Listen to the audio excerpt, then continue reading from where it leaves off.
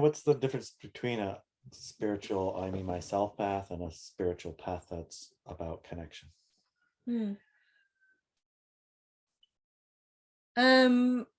I think there's levels of engagement that you can go through and then maybe identify where you're at.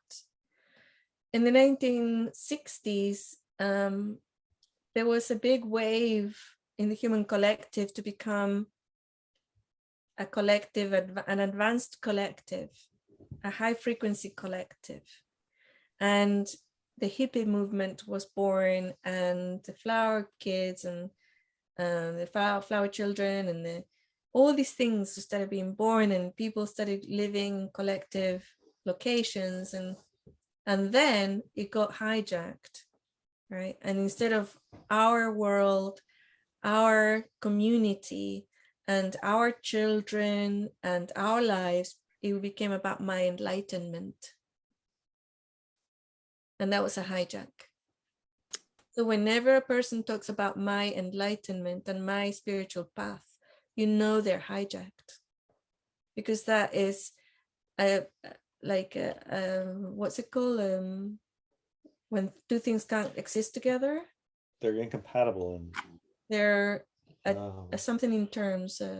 It's a contradiction. Contradiction in terms. Yes, it is. It contradicts its own self. Right? It's a contradiction in terms. My enlightenment is a contradiction in terms.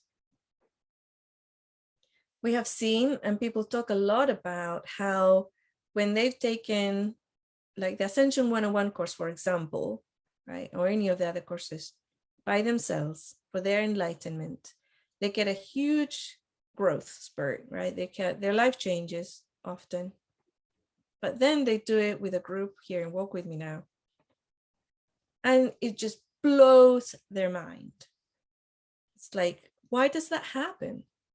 Because even by talking with each other, we expand our awareness. That's literally the definition of expansion of awareness.